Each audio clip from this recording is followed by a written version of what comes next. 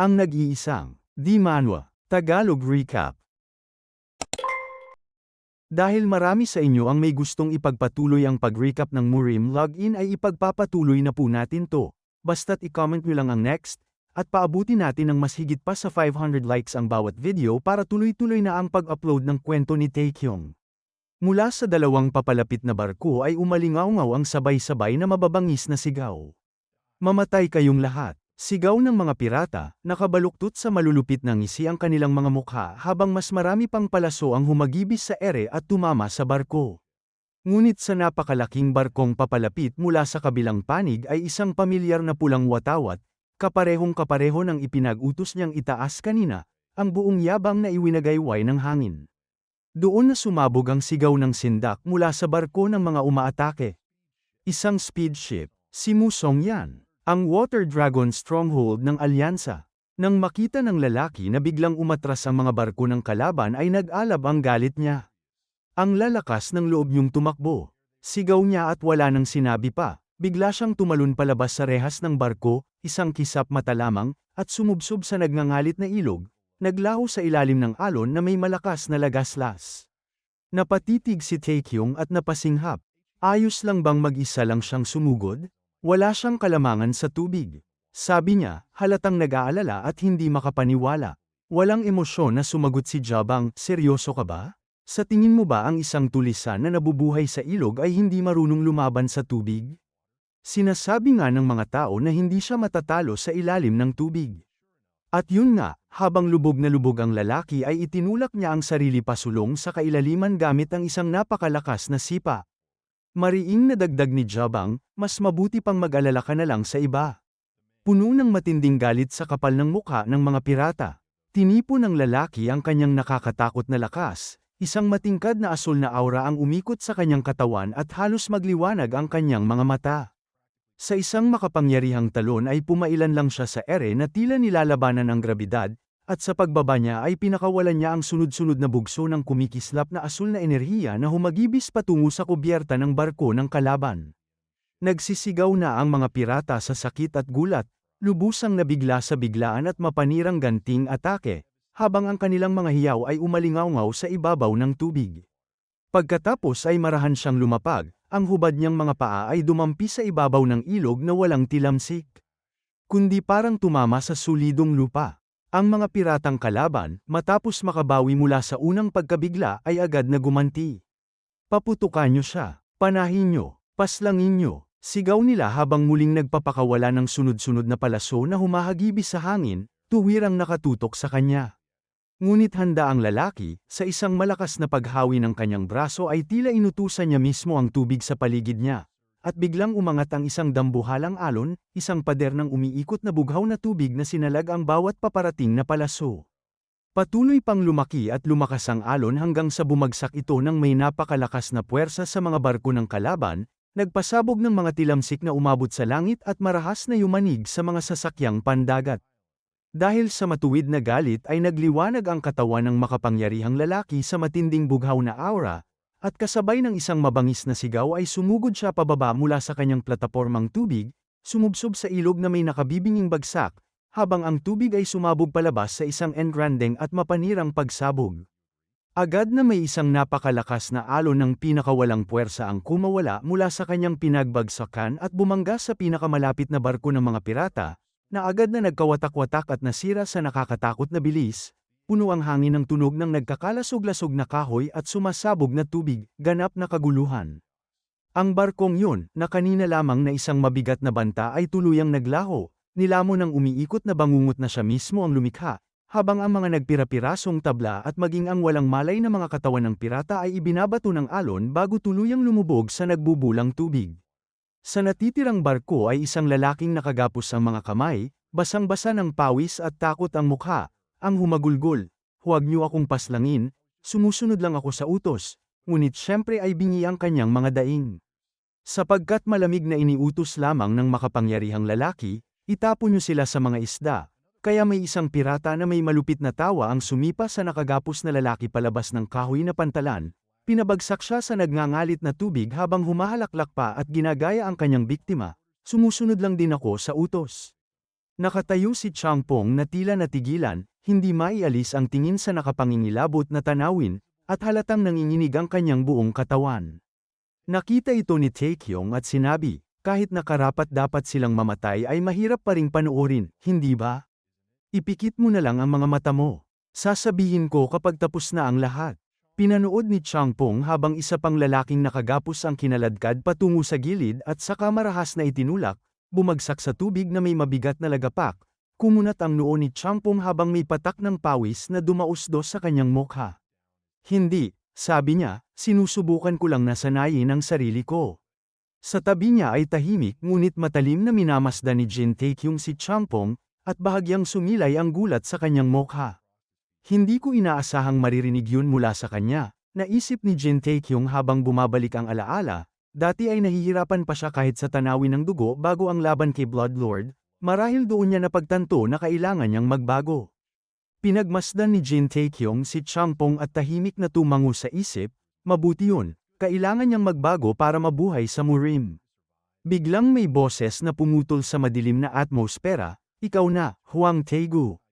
Sa kubyerta ay nakatayo ang makapangyarihang lalaki sa ibabaw ng isang piratang nakaluhod at nakagapos, si Hwang Taegu, bugbog ang mukha ngunit mapanghamon ang tingin, ay masamang tumitig sa bumihag sa kanya.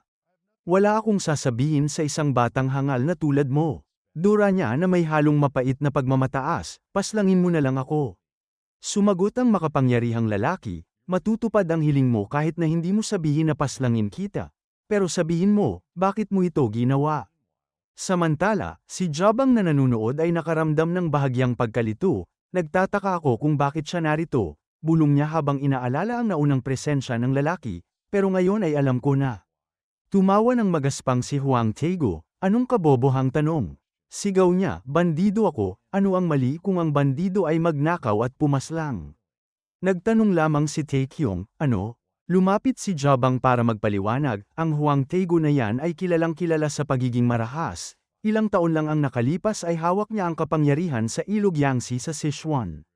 Sa tingin ko ay natalo siya ni Musong sa isang sagupaan ng mga paksyon. Agad na inagaw ng makapangyarihang lalaki ang isang sibat mula sa kanyang tauhan. Hindi mo pa rin gets? Ha? Ungol niya habang inilalapit ng mapanganib ang dulo ng sibat kay Hwang Taegu.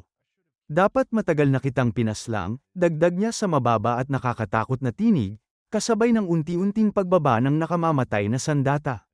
Biglang may malinaw at nagmamadaling boses na humiwas sa tensyon sa hangin, maaari bang maghintay sandali si Grandmaster Musong, ang steamboat? Agad na napalingon ang lahat sa bagong dumating, isang binatang nakasuot ng payak na abong kasuotan, magalang na magkahawak ang mga kamay, nakatayo sa gitna ng mga natigilang saksi. Paumanhin po sa panggugulo, panimula niya, bahagyang nanginginig ang boses, ako po si Moon Kyung. Si Musong, na nakataas pa rin ng sibat, ay bahagyang nagtaas ng kilay. Moon Kyung, sambit niya na may bahid ng pagdududa, hindi ko pa naririnig ang pangalang yan, at sa totoo lang ay hindi ka rin mukhang mandirigma. Hindi natinag si Moon Kyung at tumango lamang, matatag ang titig. Tama po kayo, Grandmaster. Isa pa lamang po akong nagsasanay na physician sa ngayon at wala po akong kinalaman sa mundo ng Murim. Isang trainee physician, ha? Sambit ni Musong habang bahagyang kumikitid ang mga mata, nakapagtataka kung ganun nakilala mo ako. Walang pag-aalinlangang sumagot si Moon Kyung, paano po ako hindi makakaalam, Grandmaster? Kayo po ang halos namumuno sa mga tubigan na ito. Dagdag pa niya, isipin ninyo, ang pera ay dumarating at nawawala. Pero iisa lamang ang buhay ng bawat tao, at ang mga nakaaalala kung ilang buhay ang nawala sa ilog Yangtze, ilang taon lang ang nakalipas ay tinawag nila kayong Grandmaster Humane Goodwill. Bahagyang namula ang pisngi ni Musong at napaubo siya ng alanganin. Ahem, sobra naman ang papuri na yan, sapat na sa akin na tawagin bilang bayani ng ilog Yangtze. Maraming salamat. Samantala, si Jin Taekyong na nanunood mula sa di kalayuan ay kumunat ang noo. Iniisip kung ano ang kalokohang papuri na ito, at panunuya niyang bulong sa sarili, bayani my ass, bandido pa rin siya kahit magpanggap pang mabait. Ibinaling ni Moon Kyung ang kanyang tingin pababa bago siya nagsalita ng isang nakakagulat na katotohanan. Ang mga magulang ko, wika niya, bahagyang lumambot ang boses, ay namatay sa isang hindi likas na paraan mga 10 taon na ang nakalilipas dito mismo sa ilog Yangtze. Kung hindi ninyo ako nailigtas noon, Grandmaster, kasama na sana nila ako ngayon. Agad lumaki ang mga mata ni Musong, dumaan sa mukha niya ang isang kisap ng gulat bago napalitan ng pagkakakilala. Marahan niyang bulong, 10 taon na ang nakaraan, sabi mo. Tumingala si Moon Kyung. Opo, tama po kayo, pagtibay niya. At ang lalaking nakaluhod sa harap ninyo ngayon, siya ang pumaslang sa mga magulang ko. Biglang nagbago ang ekspresyon ni Musong. Kaya pala pinahinto mo ako kanina, sambit niya habang nag-iisip. Sandali siyang tumigil bago nagpatuloy, teknikal na labag ito sa patakaran ng aming alyansa pero nauunawaan ko ang nararamdaman mo. Tumingin siya kay Moon Kyung, saka kay Hwang Taego. Ibibigay ko sa iyo ang pagkakataong ito. Pagkasabi niya noon ay iniabot niya ang sibat kay Moon Kyung. Hinawakan ang nauunang nakaharap, nanlaki ang mga mata ni Moon Kyung at napasinghap siya ng mariin. Ibig ninyong sabihin, halos pabulong niyang tanong, ibinibigay ninyo sa akin ang karapatan sa kanyang buhay? Tumango lamang si Musong. Oo, mariin niyang sagot. Isang mabigat at halos nakakasakal na katahimikan ang bumalot sa kubyerta. Nakatayo si Moon Kyung na parang estatwa, hindi makagalaw, palipat-lipat ang tingin sa sibat sa kamay ni Musong at kay Hwang Taego na kaawa-awang nakaluhod. Lahat ng nasa barko, maging ang matatapang na mandaragat, ay napahinto ang paghinga, naghihintay kung ano ang magiging pasya ng batang physician sa kapalaran ng lalaking sumira sa buong nakaraan niya. Si Hwang Taego, nakagapos at nakaluhod pa rin, ay tumingala na may mapanghamong ngisi, tila handa, o sabik pa nga, sa huling malupit na wakas. Ngunit nagsalita si Moon Kyung, ang kanyang tinig, malinaw at matatag, ay humiwas sa tensyon. Kung ganoon ay maawa po kayo at patawarin ninyo siya. Halos marinig ang sabayang paghingal ng lahat. Nanlaki ang mga mata ni Hwang Taego, at ang kanyang mapanghamon na anyo ay napalitan ng lantad at hilaw na pagkagulat. Maging si Musong, na kanina pa masinsinang nakamasid kay Moon Kyung, ay napuno ng lubos na pagkalito. Ano, nauutal niyang sambit. Bakit? Pinag-krus ni Moon Kyung ang kanyang mga kamay at bahagyang yumuko. Grandmaster, amin niya, tapat ang himig ng boses, wala na po akong ibang hihilingin kundi ang ipaghiganti ang aking mga magulang. Masakit yun sa puso, sandali siyang tumigil, inayos ang isip, ngunit ako po ay nagsasanay upang maging physician. Paano ko hihilingin ang kamatayan ng iba kung nanumpa akong magligtas ng buhay? Sumasalungat yun sa lahat ng pinaniniwalaan ko. Tumingala siya, taimtim ang tingin. Gayunman, kung isasara ang kanyang panloob na enerhiya upang hindi na siya muling makagawa ng kasamaan, at saka parusahan ng mahigpit ayon sa batas, tiyak na magsisilbi siyang mabigat na aral sa ibang mga mamamatay tao. Umalingaw-ngaw ang mga bulungan at halos sabayang paghinga ng mga pirata at mga nanunood. Ang galing ng batang yun, bulong ng isang pirata habang umiiling. Kung ako yun, pinaslang ko na agad ang lalaking yan, di ba?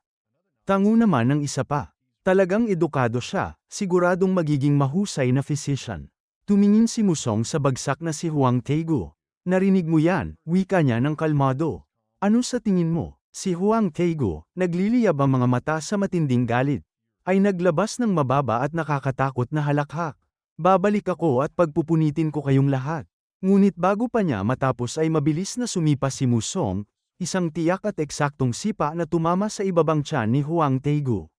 Isang bugso ng inner energy ang dumaloy sa kanyang katawan, lantad na kumikislap bago sumabog palabas sa pulang bugso, dahilan upang siya hingalin at magpagulong-gulong sa kubyerta. Isang matinis at hilaw na sigaw ng sakit ang punit na pumaimbulog mula sa kanyang lalamunan habang bumagsak siya, nanginginig ang katawan. Pinagmasdan siya ni Musong, malamig at hindi matinag ang anyo. Sige, subukan mo, hamon niya. Kahit na hindi ko alam kung paano mo yan gagawin ngayon na wasak na ang iyong dansyan. Patuloy na namilipit at sumisigaw si Hwang Taego, wasak at desperado, ipaghihiganti ko to. Tumahimik ka, utos ni Musong, pumuputol ang tinig sa iyak ng pirata. Ihagis ninyo siya sa isang sulok ng barko. Ipadala natin siya sa kulungan, utos ni Musong. Agad umusad ang kanyang mga tauhan, mabilis at disiplinado ang kilos. Opo, sir, sabay-sabay nilang tugon. Nang tuluyang mapasuko si Hwang Taego ay ibinaling ni Musong ang pansin sa mga pasahero at agad nagbago ang kanyang tindig, muling naging bayani ng ilog Yangtze. Yumuko siya ng magalang, taos puso ang bakas ng paghingi ng paumanhin sa mukha. Paumanhin at kinailangan ninyong masaksihan yun. Humihingi ako ng paumanhin sa lahat ng abalang naganap ngayong araw. Ilang pasahero ang mahinang nagpasalamat, may ilan pang halatang nanginginig, habang ang iba'y taos pusong nagpahayag ng pasasalamat. Hindi ko alam kung paano ko kayo mababayaran sa tulong na ito, wika ng isang pasaherong lumapit kay Musong habang hinihila palayo ang mga nakagapos na pirata. Kung hindi dahil sa inyo, dagdag niya ng taimtim, tiyak na patay na kami. Agad namang sumabat ang isa pa, wala ring namatay sa amin. Salamat sa inyo, kaya huwag na kayong mag-alala. Habang nagsisimulang umalis ang grupo ni Jin Taekyong ay napakunot ang noo niya at napabulong, ha? Ngayon ko lang naisip, may nasugatan, pero walang namatay. Ang mga bangkay sa ilog ay puro mga bandido lang. Kahit kanina pa sila nagpapakawala ng mga palaso at salapang, sabay sulyap kay Musong na may malinaw na bakas ng pagdududa sa kanyang mga mata. Biglang may isang pasaherong nagsalita ng malakas, kung hindi dahil sa batang physician na ito, na ginamit ang mga tabla ng sahig at ang silya bilang panangga, patay na kaming lahat. Lumaki ang mga mata ni Jin Taekyong sa gulat. Oo nga, hindi ko alam kung paano niya napanatili ang pagiging kalmado niya sa gitna ng ganoong kaguluhan. Talagang kahanga-hanga siya, dagdag pa ng isa, sinang-ayunan ang papuri. Hindi na inalis ni Jin Taekyong ang kanyang tingin kay Moon Kyung. Samantala, ang batang physician, nang marinig ang mga papuri, ay ngumiti lamang ng mapagkumbaba at bahagyang nahihiya. Nagkataon lang po yun, wika niya. Masaya lang ako at ligtas kayong lahat. Habang pinagmamasdan ang eksena ay naisip ni Jin Taekyong, tignan mo nga naman, hindi siya karaniwang tao. Sabay tumigas ang kanyang ekspresyon habang isang malamig na kaba ang gumapang sa kanyang sikmura. May kung anong hindi tama kapag nakakakita ako ng mga lalaking ganyan. Ipinikit niya sandali ang mga mata, saka muling binuksan na may matalim na kislap. E-activate ang skill, Chi Sense. Sa kanyang isipan lamang, may tumunog na malinaw at halos metalikong tunog, at isang holographic na teksto ang kumislap sa pinahusay niyang paningin, nakapatong sa payak na anyo ni Moon Kyung, Level 6, Moon Kyung. Napatingin lang si Jin Taekyong, at parang tinamaan siya ng mabigat na suntok sa dibdib nang maunawaan niya ang ibig sabihin nito. Akala niya ay hindi lang basta kakaiba si Moon Kyung pero mas malalim pa pala ang katotohanan. Pinanood niya si Moon Kyung na mahinang tumatawa habang kausap ang isang pasahero, nananatiling mapagkumbaba ang kilos. May halong pagkapahiya at pagmamaliit sa sarili ang pumasok sa isip ni Jin Taekyong. Mukhang nagkamali ako, hindi pa rin niya inaalis ang matalim na tingin kay Moon Kyung nang maramdaman niyang lumapit si Musong. May kakaibang interes ang bakas sa mukha ng pinuno ng mga bayarang mandirigma. Ha, anong meron? Tanong ni Musong sa mababang tinig. Napaigtad si Jin Taekyong, nagulat sa biglaang pagputol sa kanyang iniisip, ngunit agad niyang itinago ang pagkabigla at nagkibit-balikat ng tila walang pakialam. Kailan pa siya napunta rito? Bulong niya, bago humarap kay Musong. Wala lang. Na-curious lang ako. Bahagyang lumaki ang mga mata ni Musong, at isang kakaibang ekspresyon ang sumilay sa mukha niya habang lumapit ito na parang may lihim na ibubulong, ibinaba ang boses sa medyo alanganing himig. Ah, gusto mo ba ang mga lalaki? Para kay Jin Taekyong, parang binuhusan siya ng malamig na tubig, agad naglaho ang kanyang pagiging kalmado, kumislap ang mapanganib na liwanag sa kanyang mga mata, at umalimbukay ang chi sa paligid ng nakakuyom niyang kamao. Ikaw na maliit, ungol niya habang pasugod na sumusugod. Ngunit napasigaw si Musong at napaatras, halatang nagulat at may bahid ng takot. Ahem. Anyway, umusad na tayo, mabilis na siningit ni Musong para bawiin ang kontrol. Medyo malakas ang agos, pero pabor sa atin ang hangin. Hindi na magtatagal bago tayo makarating sa Swaning. Si Jin Taekyong na hindi pa rin humuhupa ang inis, ay napalingon sa iba pang mga pasaherong na stranded at nagsisiksikan sa pantalan. Bakas sa mga mukha nila ang pagod at pag-aalinlangan. Ha, paano naman ang mga taong yun? Tanong niya sabay turo sa kanila. Sira na ang barkong sinakyan nila, ngising sagot ni Musong, may kislap ng pansariling interes sa mga mata. Ah, ihahatid sila ng mga tauhan ko sa ligtas na lugar, dagdag niya, saka tumawa ng may bahagyang panunukso, kapalit lang ng kaunting bayad. Ha, umikot ang mga mata ni Jin Taekyong habang iniisip, alam ko na, pera lang ang habol nito. Tatalikod na sana siya nang may marahang tinig na nagsalita sa likuran niya, dahilan para bahagya siyang mapatalon. Si Moon Kyung, ang nag-aaral na physician na may tinatagong lakas, ay nakatayo roon, may mahiyain na ekspresyon sa mukha. Papunta raw kayo sa Swaining. Biglang humarap si Jin Taekyung, muling nagulat. Putik, ano na naman to? Isip niya, lalo pang sumiklab ang iritasyon. Oo, sagot ni Musong. Lumapit si Moon Kyung nang may pag-aalinlangan, bahagyang namula ang mga pisngi, idinikit ang daliri sa labi habang nagniningning ang mga mata sa desperadong pakiusap. Nagkataon na doon din ang punta ko. Kung maisasabay niyo lang ako kahit minsan ay hinding-hindi ko makakalimutan ang kabutihang loob ninyo. Muling sumiklab ang hinala ni Jin Taekyung tungkol sa tunay na pagkatao ni Moon Kyung, napabuntong hininga siya ng may pagkainis. Hay, bahala na, sumakay ka na. Nakita ni Musong ang pag-uusap ni na Jin Taekyung at Moon Kyung at napabulong, higit sa sarili kaysa kanino man, may halong inis at kakaibang pagmamataas. Barko ko to, naisip niya, may bahagyang pagiging mapang-angkin sa mukha. Habang unti-unting umaalis ang barko sa pantalan ay isang panibagong kaguluhan ang sumiklab. Frantikong itinuro ni Moon Kyung ang isang nakahandusay na indibidwal malapit sa gilid ng tubig. Kapitan, may katawan pa rito. Sigaw niya, pilit ang boses. Si Gokmujin pala yun, kumikibot at umuungol habang unti-unting nagigising mula sa kawalan ng malay. Hindi pa ako patay, mahinang bulong niya, halos di marinig, habang bahagyang nagbubukas ang mga mata. Sino ba kayo? Pinanood ni Jin Taekyung ang eksena.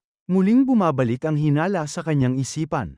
Parang masyadong perpekto ang lahat ng nangyari. Naalala niya ang mga papuring natanggap ni Moon Kyung kanina dahil sa mga ginawa nito noong pag-atake. Sa tuwing may pagkakataon ay tahimik at epesyente nitong inaasikaso ang mga bandido, kumikilos ng may liksi at kontrol na halatang nagbubunyag ng pagiging sanay pa lamang. Habang nagpapatuloy ang paglalakbay pababa ng ilog ay naging malinaw na may nagsabi na kay Moon Kyung kung sino-sino sila, dahil nagsimula na siyang magtanong ng magtanong, palaipat-lipat ng kinakausap, nakadilat ang mga mata sa tunay na pagkamausisa. Sa isang salo-salong pagkain sa kubyerta ay yumuko si Moon Kyung pasulong sa mesa, bakas sa mukha ang pananabik, at kinausap si Jin Taekyung. Ikaw pala ang disipulo ng Fire King, ang galing nun, bulalas niya, saka tumingin kay Changpong. Narinig ko na rin ang tungkol sa Sword Saint at lahat ng nagawa niya, kaya ikaw pala yon, Ginoong Chang, isang kahanga-hangang mandirigma. Pagkatapos ay itinuro niya si Gokmujin at napasinghap. Grabe, ikaw ang vice leader ng Jin Dragon Squad. Sa maikling 3 araw na biyahe ay naging malapit sila kay Moon Kyung, sa kabila ng mga unang pag-aalinlangan ni Jin Taekyung. Ang batang physician, o kung anuman talaga siya, ay napatunayang masayahin at nakakagulat na maraming alam. At ang walang tigil niyang mga tanong at tapat na interes ay unti-unting nagpawi sa pagod ni Jin Taekyung. At gaya ng inaasahan, dumating din sa wakas ang paglalakbay. Lumapad ang ilog, bumungad ang abalang pantalan na puno ng mga barko at ang malayong anyo ng malalaking gusali. Narating na nila ang kabisera. Pinag-cruise ni Taekyung ang mga kamay at yumukod ng malalim kay Musong. Maraming salamat sa tulong ninyo, sabi niya ng taos-puso. Napaka-komportable ng biyahe dahil sa inyo. Si Musong, naglulunoy sa papuri, ay nagbuntot hininga at pinalaki ang dibdib. Wala yun. Sabihin mo lang kung ano ang kailangan mo. Ako si Musong na steamboat, malakas niyang wika, halatang nasisiyahan sa atensyon. Sagot ni Jin Taekyung, ikaw talaga ang pinakamagaling. Ikaw ang naghahari sa Yangtze River. May tusong ngiti, idinagdag ni Taekyung, kung ganun ay magkikita ulit tayo sa pagbabalik ko. Umalingaw-ngaw ang halakhak ni Musong, mababa at kontento. Malakas lang na tumawa si Musong bilang sagot, walang ibinigay na tuwirang paliwanag. Sir, mahinang tanong ni Taekyung. Si Musong, na mataas pa rin ang ego dahil sa papuri ay kumaway ng pabaliwala. Ipapadala ko ang mga tauhan ko, sabi niya habang tinuturo ang isa sa kanyang mga tao na nasa maliit na bangka. Hoy, umalis ka na, at sa isang lagaslas ng tubig ay, itinulak ng tauhan ng bangka mula sa pantalan at nagsimulang sumagwan papunta sa napakalaking steamboat. Salamat, tawag ni Taekyung habang nagbibigay ng huling yuko. Pinanood ni Jin Taekyung na unti-unting lumayo ang steamboat. Si Moon Kyung na may masayahing aura, ay naghawak ng magkabilang kamay at nagsabi, ang bilis nating nakarating dito dahil sa'yo. Salamat. Ngunit umiling lang si Jin Taekyong, may bahagyang ngiti sa labi. Hindi naman ako ang sumaguan o nagmamaneho, sabi niya. Hindi ko alam kung saan ka papunta o kung ano ang pakay mo pero mag-ingat ka. Hindi pa rin niya alam ang tunay na intensyon ni Moon Kyung. Pero sa ngayon ay maghihiwalay na ang kanilang landas. Gumalaw ang kamay ni Jin Taekyong at biglang lumitaw ang isang silver niyang sa kanyang palad. Wala akong masyadong maibibigay sa'yo pero tanggapin mo ito, malumanay niyang sabi habang inilalagay ang silver niyang sa nakaunat na kamay ni Moon Kyung. Bahagyang lumaki ang mga mata ni Moon Kyung nang mapansin niya ang silver niyang. Sir, ito ay, simula niya, tila magpoprotesta. Ngumiti lang si Jin Taekyong, may tunay na init sa kanyang mga mata habang marahan niyang tinapik ang ulo ni Moon Kyung. Ayos lang, isipin mo na lang na baon mo yan mula sa isang nakatatandang kapatid. Nakita niya ang pag-aalinlangan sa mukha ni Moon Kyung. Pero masyadong mahalaga ito, giit ni Moon Kyung. Bayaran mo na lang ako sa susunod, sagot ni Jin Taekyong na may kindat. Lumambot ang kanyang ngiti. Puntahan mo ang Jin family ng Taiyuan kapag naging physician ka na kasing galing ng Divine Physician. Kumurap si Moon Kyung, umalingaw-ngaw ang pangalang yun sa kanyang isipan. Ang Divine Physician, bulong niya, nakatingin kay Jin Taekyong nang may pag-iisip. Oo, mas mabuting abutin ang pinakamataas na pangarap, di ba? Hikayat ni Jin Taekyong, puno ng paghihikayat ang kanyang tingin. May kumislap na apoy sa mga mata ni Moon Kyung. Oo, gagawin ko, mariin niyang sinabi na may bagong determinasyon. Kumaway si Taekyong bilang pamamaalam. Aalis na ako, mag-ingat ka. Magaan ang kanyang hakbang habang umiikot siya at tuluyang nawala sa masikip at abalang mga tao sa kabisera. Si Gokmu Jin, na matyagang naghihintay, ay napabuntong hininga ng pagod. Gumalaw ang mabigat na bagahe na pasan niya habang kumikilos. Pwede bang magpahinga muna tayo kahit kalahating araw lang? Pakiusap niya, halatang pagod ang boses. Ngunit tuloy-tuloy na si Jin Taekyong sa paglalakad. Ha, hindi pwede, matigas niyang sagot kahit hindi man lang lumingon. Kalahating araw lang naman ang lalakarin natin, magpahinga ka na lang pagdating doon. Napangiwi si Gokmu Jin, bumagsak ang kanyang balikat habang pilit na sumunod. Halos hinihila na ang mga paa. Kalahating araw yan gamit ang Qinggong technique, bulong niya na puno ng inis. Tapos narinig ko pa na nakakatakot daw ang mga tao sa Sichuan-Tang clan. Matatakot akong huminga, hingal na hingal siya habang nagsasalita. Pero walang pakialam si Jin Taekyong. Kung ganun ay huwag ka nang magpahinga, mamatay ka na lang, malamig niyang sinabi, walang halong biro. Napaulong si Gokmu Jin, nagulat sa kalupitan. Ganyan ba dapat ang trato mo sa kanang kamay mo? Reklamo niya, tinutukoy ang sarili bilang tapat na kanang kamay ni Jin Taekyong. Nanatiling seryoso ang mukha ni Jin Taekyong. Ganyan ko tratuhin ang kaliwang hinliliit ko, balik niya, winawalang halaga si Gokmu Jin sa isang matalim na salita. Habang si Gok ay nauutal sa gulat at galit, may isa pang boses na sumingit, mahina pero malinaw. Sinabi niyo bang pupunta kayo sa Sichuan-Tang clan? Napatingin sina Jin Taekyong at Gokmu Jin, bahagyang nakanganga. Hindi sila makapaniwala sa nakita nila, si Moon Kyung yon na muling lumitaw sa tabi nila. Eto kasi, sabi ni Moon Kyung na may nahihiyang ngiti habang kinakamot ang ulo. Papunta rin talaga ako sa Sichuan-Tang clan, kumikislap ang kanyang mga mata na parang nagmamakaawa.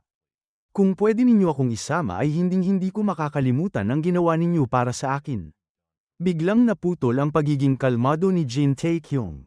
Kumibot ang ugat sa kanyang mukha. Sa isip niya, ano ba to? Alam niya sa kaibuturan ng kanyang puso na hindi talaga kasing hina si Moon Kyung gaya ng ipinapakita nito. Pero heto na naman siya, muli na namang nadamay sa kanya. Tinapos ni Moon Kyung ang sinabi, kahit patay na ako at nabubulok na. Gets ko na. Sumama ka na lang sa amin. Singit ni Jin Taekyong na puno ng pagsuko ang boses. Agad na lumiwanag ang mukha ni Moon Kyung. Salamat, masigla niyang sinabi habang yumuko. Ang nasa isip lang ni Jin Taekyong, ano ba to, nasa Bermuda Triangle ba ako? Maya-maya ay kumunat ang noo ni Jin Taekyong. Yan na ang Sichuan-Tang clan, bulong niya, may bahid ng paghanga sa boses. Isang buong kastilyo yan, sambit niya, lubos na humanga sa napakalaking tanawin. Marami silang pinagdaanan noong Great War of Good and Evil. Paliwanag ni Jabang, malayo ang tingin habang inaalala ang nakaraan. Nang sinasakop ng demonic cult ang Sichuan ay maraming pinaslang sa kanilang angkan, at sinunog din ang kanilang clan. Nasunog ang buong base nila noon. Nagpatuloy siya, inilalarawan ang madilim na eksena. Mas naging mahigpit sila sa seguridad mula noon, pero hindi rin sila basta-basta bumigay sa digmaang yon. Nang umatras sila ay pinakawalan nila ang lahat ng uri ng nakamamatay na lason, at marami sa mga tauhan ng demonic cult ang namatay. Sandali siyang huminto, parang kinikilabutan sa alaala. Ang ibang puwersang kumampi sa demonic cult ay nalason, inasasan, at hinabol hanggang sa dulo ng mundo. Pinaslang sila ng mga taga-Tang clan sa kung ano-anong paraan. Hinarap ni Jabang si Taekyong, seryoso ang ekspresyon. Sila ang pinakamagaling pagdating sa mga lason at patagong sandata. Medyo konserbatibo sila at walang tatalo sa determinasyon nila, kaya magpakabait ka. Napalunok si Jin Taekyong, namutla ang mukha habang may bagong pag-aalala na sumulpot. Sa isip niya, ginagawa nila ang lahat sa sarili nilang paraan at walang pakialam. Naiintindihan ko yun, pero tutulong kaya ang mga taong ganito sa paghahanap ko sa Divine Physician? Yun talaga ang kinababahala ko. Habang papalapit sila sa pangunahing tarangkahan ay biglang humiwa sa hangin ang isang matinis na sipol, sinundan ng isang marahas na pagbagsak. Isang napakalaking metal na sibat ang bumaon sa lupa mismo sa harapan nila. Sumabog ang lupa at mga tipak ng bato, kumalat sa paligid ni Changpong at Moonkyung, na parehong napasigaw sa gulat. Nanlaki ang mga mata ng lahat sa takot, at napasinghap si Moonkyung, namutla ang mukha. Ang sibat na nakabaon sa lupa ay patuloy pang nanginginig dahil sa lakas ng pagkakabaon nito. Mula sa ibabaw ng matataas na pader, umugong ang isang matigas na boses, "Sino kayo?" Nanatiling nakasara ang tarangkahan, isang mabigat at matibay na estruktura. Nakapwesto ang mga mamamana at mga gumagamit ng crossbow sa mga pader, nakatutok ang kanilang mga sandata diretso sa mga manlalakbay. Ipakilala ninyo ang sarili ninyo, mga outsiders. Bago pa makasagot ng maayos si Jin Taekyong, si Changpong, sa sobrang pananabik, ay sumigaw, "Hello, ako si Changpong." Si Moonkyung naman na nagulat, ay biglang nagpakababa ng todo, pinagdugtong ang mga kamay at malalim na yumuko. "Ako po si Moonkyung," pakiusap niya, puno ng sobrang pagsipsip ang boses. "Maawa po kayo sa amin. Hinding-hindi ko makakalimutan ang inyong kabutihan sa loob ng libu-libong taon." Mabilis na iniunat ni Jin Taekyong ang kamay niya para pigilan sila. "Tama na kayo, mga loko," bulong niya, mababa at mapanganib ang tono, malinaw na babala sa dalawa niyang magulong kasama. Lumapit siya, itinulak palayo sina Changpong at Moonkyung na agad tumahimik at mukhang nahihiya. Hinarap niya ang nakakatakot na tarangkahan at ang mga armadong bantay. Pasensya na. Natututo pa lang sila sa realidad, sigaw niya, malinaw at malakas ang boses. "Ako si Jin Taekyong ng Jin family ng Taiyuan." Isang individual sa pader, malamang ay isang opisyal. Ang nagsalita, ang Jin family ng Taiyuan, si Jin Taekyong, disipulo ng Fire King, ang hidden dragon ng Shang-Chi. Binibigkas ang mga salita na may bahid ng pagkilala, marahil ay may kaunting paggalang pa. Bago pa makumpirma ni Jin Taekyong ang oo, "Ako yun," sumulong na si Jabang, na laging sabik mapansin, at bahagyang pinalaki ang dibdib. "Ako ang second beggar ng beggar sect," pagmamalaki niya. Si Gu Jabang yun, at halatang ipinagmamalaki niya ang kanyang pagkakakilanlan. Ang opisyal sa pader, na nakatitig pa rin kay Jin Taekyong ay nagmuni-muni. Disipulo ni Grandmaster Jok Chongang at ang second beggar ng beggar sect. Pagkatapos ay nagbigay siya ng bahagyang senyas gamit ang kamay. Sa isang mahinang click ay ibinaba nila ang mga crossbow sa pader, bagamat nanatiling alerto ang mga mamamana. "Ano ang sadya ninyo rito?" Tanong ng opisyal, matigas ang tono. "Gusto kong makita ang patriarch," diretso at walang pag-aalinlangan na sabi ni Jin Taekyong. Kumunat ang noo ng opisyal. "Ang patriarch," inulit niya, may bahid ng gulat. "Oo, mahalaga ito," kumpirma ni Jin Taekyong. Sumagot ang opisyal, abala siya sa ngayon. Wala siyang tinatanggap na bisita, kaya kailangan niyong bumalik sa ibang araw. Nagtagpo ang mga tingin ni Taekyong at ng opisyal. "Kailangan ko lang na iparating mo ang isang mensahe sa kanya." Tumigas ang ekspresyon ng opisyal. "Hindi pwede." Siya mismo ang nag-utos niyan, paliwanag niya. Kung talagang ganun kahalaga ay dapat nagpadala kayo ng liham ng maaga. Wala nang puwang ang kanyang mga salita para sa pagtatalo. Si Jabang na nanunood sa gilid na may mabigat na ekspresyon, ay bumulong sa sarili, may mali rito. Sarado sa mga tagalabas ang Sichuan-Tang clan, pero hindi naman dapat sila ganito kasarado. Ang kanyang mga salita ay parang kumpirmasyon sa sariling pagkabahala ni Jin Taekyung. Dahan-dahang huminga si Jin Taekyung. Mayroon pa siyang alas na pwedeng gamitin. Tumalim ang kanyang tingin. Mukhang wala na akong pagpipilian. Naisip niya. Muli siyang sumulong at kinausap ang opisyal ng puno ng determinasyon. May mensahe ako mula sa Sword Saint, si Mei Jonghak. Pakiusap, hayaan ninyo akong makita ang Patriarch. Nang mabanggit ang pangalan ng Sword Saint ay halatang may naging reaksyon. Bahagyang nanlaki ang mga mata ng opisyal, nagkaroon ng sandaling bitak sa kanyang matigas na tindig. Sandali siyang natigilan, iniisip ang bigat ng pangalang yon. Matapos ang ilang saglit na tensyon, sa wakas ay pumayag siya. Maghintay muna kayo dyan. Pagkatapos ay nawala ang opisyal sa likod ng napakalaking tarangkahan, iniwan sina Jin Taekyung at ang kanyang grupo na nakatayo sa maalikabok na bakuran sa harap ng nakakatakot na mga pader ng Tang clan. Unti-unting lumulubog ang araw, pinipintahan ang langit ng kahel at lilang kulay. Lumipas ang mga oras, tanging ang pagbabago ng liwanag at ang pagod ng mga manlalakbay ang naging palatandaan ng pagdaan ng panahon. Biglang umalingaw-ngaw ang isang mabigat na kalabog, at dahan-dahang bumukas ang napakalaking tarangkahan. Lahat ng tingin ay napunta rito. Ang parehong seryosong opisyal na nagtaboy sa kanila kanina ay nakatayo ngayon sa bukana, sinusuri sila ng kanyang titig. Maaari na kayong pumasok, anunsyo niya, walang init ang boses ngunit puno ng awtoridad. Nagbigay na ng pahintulot ang Patriarch. Kung nakaabot ka sa bandang ito ng video ay i-comment nyo na ang next, at paabuti natin ng mas higit pa sa 500 likes ang bawat video para tuloy-tuloy ang pag-upload ng kwento ni Taekyung. Maraming salamat sa panunood at patuloy na pagsubaybay.